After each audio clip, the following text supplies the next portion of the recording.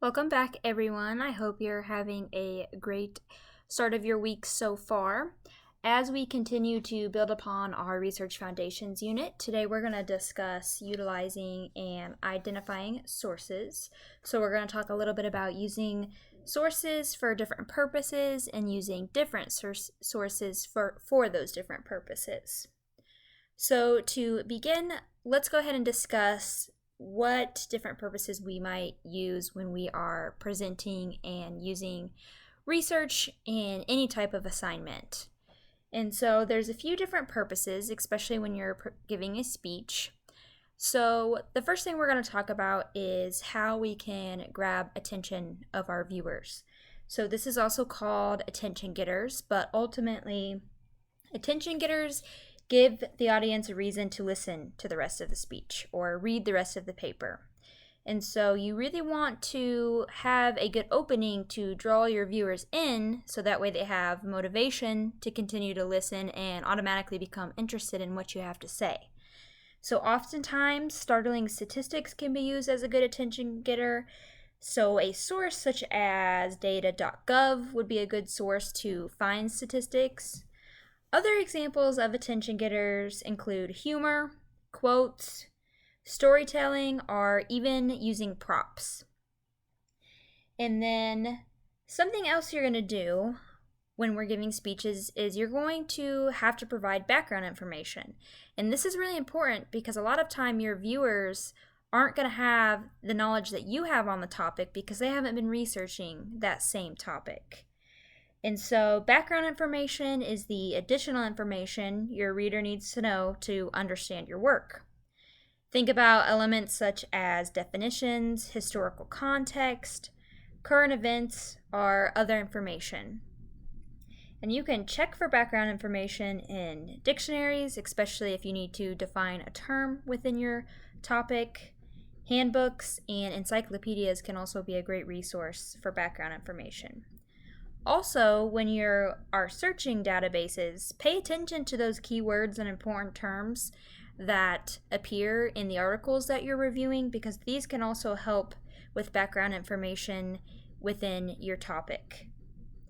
And then also what you're going to do throughout presentations is you're going to constantly be supporting a point. When you express an opinion or make a statement, you improve your credibility by supporting what you say with research findings. So data results and past research studies are going to be the strongest sources for you to support a point, and you're going to find these sources in academic journals through the databases we have reviewed previously in the course. And then lastly, you're always going to want to finish a presentation with a conclusion. So in a conclusion, you're going to restate the research problem you had identified or the research question, your research topic, and show how it has been developed throughout your presentation. So you will need to briefly summarize key arguments made based off of other sources that might not be included in your presentation, but that you read.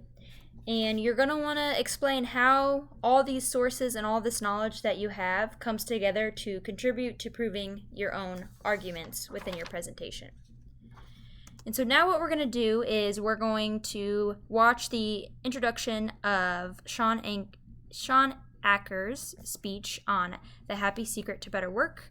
And when we're viewing this, I want you all to think about what type of attention getters he's using. So here we go.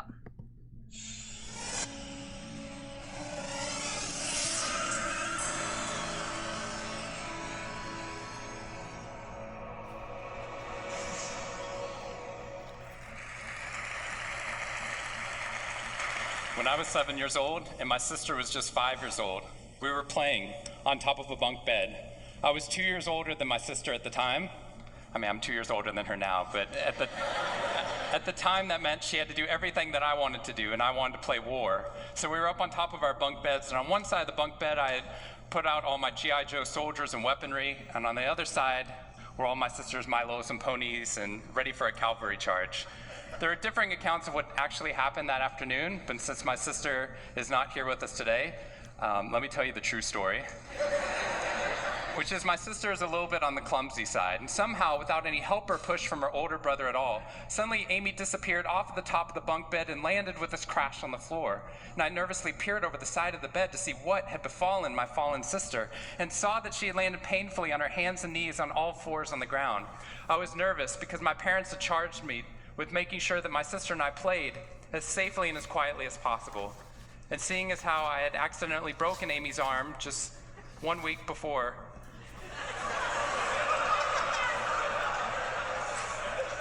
heroically pushing her out of the way of an oncoming imaginary sniper bullet,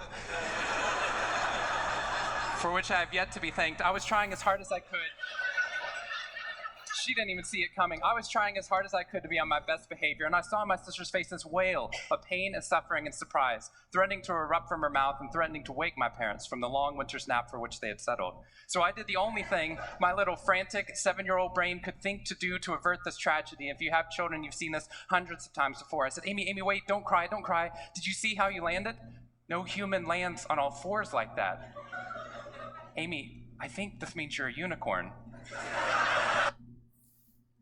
All right, so while I navigate back to the PowerPoint, I want you all to take a few seconds and think about what type of attention getters he used within this speech.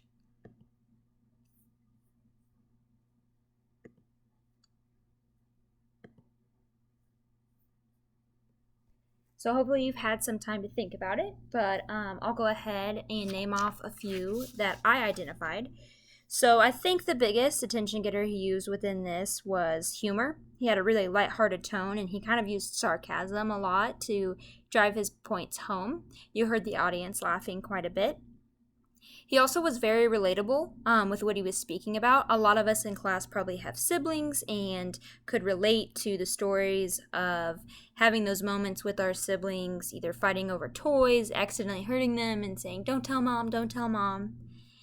And then lastly, I think the biggest element of his attention getter was definitely his ability in storytelling. So because he's telling a story and you're kind of wondering what's happening next, what is he going to say next, how's the story going to end, you are likely paying attention pretty well because you wanted to know how that story ends. So this is a great example of how to incorporate attention getters within your presentations. So now we're going to transition. We're going to talk about primary versus secondary sources. And so primary sources are the original sources of information recorded at the time an event occurred. So think about first-hand accounts of events, data collected for scientific studies, so that it does include those peer-reviewed journal articles that we've been looking at. Historical documents such as diaries, government documents, artifacts, and then also more artistic elements such as poetry, paintings, and historical photographs. So think about this. If you are researching the past, you can't directly access it yourself because we're in the future. So you're going to need primary sources that were produced at the time by participants or witnesses. And on the other hand, we have secondary sources. So those sources are going to provide secondhand information and commentary from other researchers. These sources are going to describe, interpret, and synthesize those primary sources. So examples of secondary sources are going to be journal articles, reviews, academic books, dictionaries, biographies, and news articles. And so I will say news articles can be used to research the past. However, the news articles are considered a secondary source because oftentimes they're retelling a story. And so when you do cite a secondary source, it's usually not to analyze it directly. Instead, you're going to use these sources to test its arguments against new evidence or other evidence that you found, and overall use the ideas presented in secondary sources to help formulate your own. And so now we've kind of talked about what primary sources are versus secondary sources, so I'm going to show you all a few slides that have different types of sources on it, and I want you to think about whether it's a primary source or a secondary source. So first we have this photograph taken, it's a pretty famous photograph, you've probably seen it before, during the Great Depression in the U.S. history. So I'll give you a few seconds to think about it on your own. What kind of source do you think this is? Primary or secondary?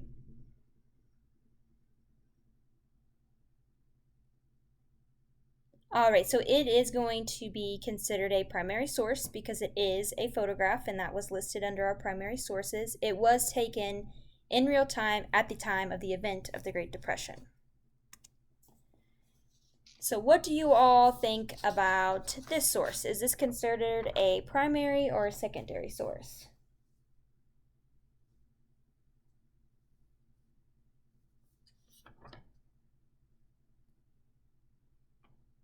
So this one might have been a little difficult because it is a newspaper article from the past when the Titanic sank, but it is technically considered a secondary source because, like I said just a little bit ago, news articles are often secondary sources because they're retelling the events of what happened, so in this case, the Titanic. Here we have an Encyclopedia of Geology. Is this a primary or secondary source?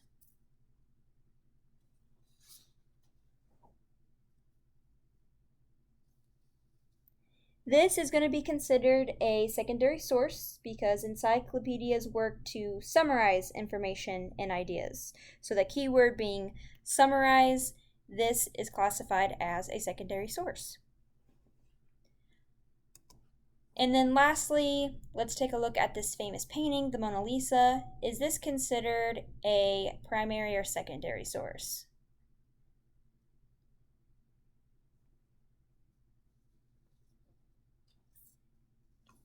Okay, so as we discussed, original paintings are going to be considered a primary source, so this is a primary source. Now I will say, if you were viewing this in a museum and there was a plaque on the wall that let you know information about the history of this painting, who painted it, and why they painted it, that description about the original painting would be considered a secondary source, just to kind of put that into perspective for you all. And so I do want to re-emphasize the point that many peer-reviewed journal articles are also going to be considered primary sources because the authors are collecting raw data. They are performing a research study. They analyzed it and wrote up original results in a paper. And like we've discussed about before, many databases let you limit your search to peer-reviewed or scholarly articles. So as you can see on the screen, on EBSCOhost, this is where you can select just to have scholarly peer-reviewed sources. And so if you are looking for a good primary source, peer-reviewed journal articles are going to be a great resource for that type of information. And we will continue to discuss peer-reviewed journal articles throughout the course. And so in summary, summing up primary versus secondary sources, it is important to determine the type of information you're looking at. Now, I'm not going to have an assignment where I say you can only use primary sources or you can only use secondary sources because oftentimes you're going to need both. But it's good for when you are critically evaluating them to know what kind of source this is. So remember, primary sources are original sources of information, and secondary sources summarize, analyze, or critique primary sources. But to also reemphasize, you are going to utilize both primary and secondary sources because they are both good sources of information, and often you're going to use them in the same assignment throughout the course. And so now we're going to transition a little bit. We're going to now talk about the elements within a journal article because we have looked at journal articles for our first few assignments, and we're going to continue to use these as we continue our research unit. And so hopefully this is starting to look familiar for you all since you have been taking a look at a few different ones of these. But I do want to go ahead and break it down for you all so that way if you do have any questions in the future, you are more comfortable with identifying the elements of a journal article. So here's an example of a first page of a journal article. So this is where you will identify the title of the article, the title of the academic journal, the date of the publication, authors, and credentials. So as you can see on the screen, typically you're going to have your title of your journal up at the top. I will say these are going to be listed in different places depending on the type of resource that you're looking at, but all this information will always be on the first page.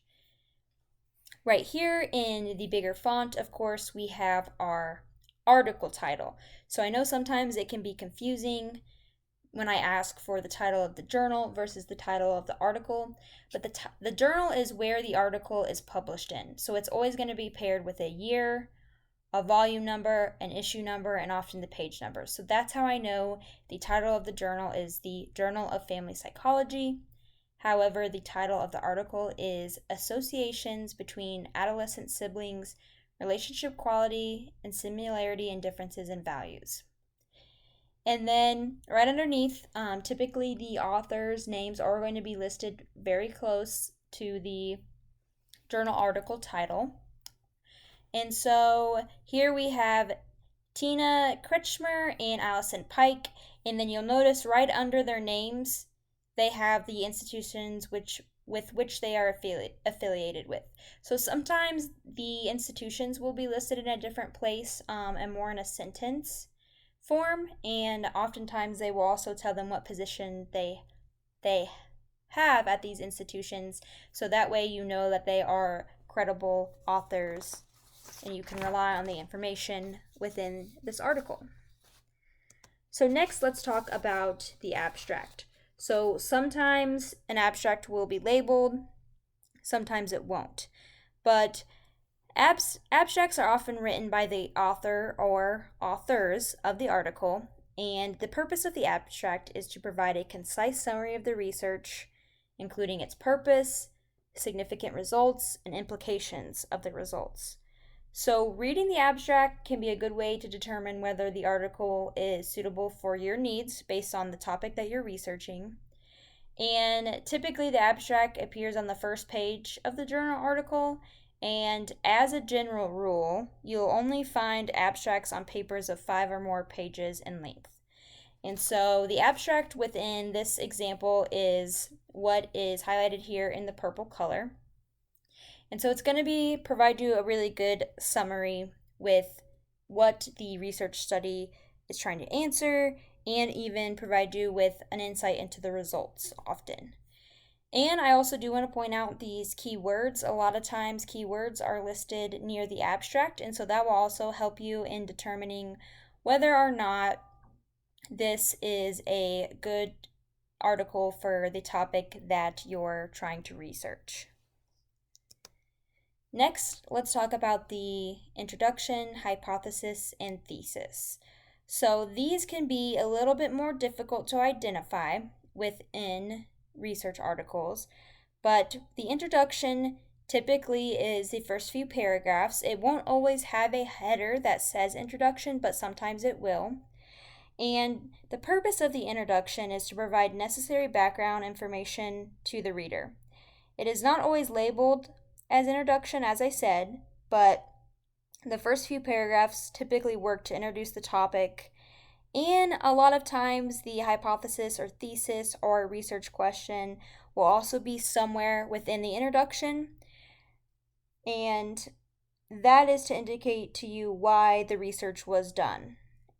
As you can see from this example, a thesis or hypothesis is not always clearly labeled, so you may oftentimes have to read through the introductory paragraphs to determine what the authors are proposing, but typically they will utilize the terms "we hypothesized," or they will have "we worked to answer research question 1, which was this."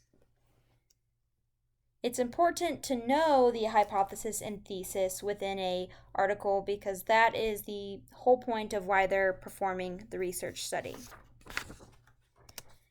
Next, we're going to have our literature review.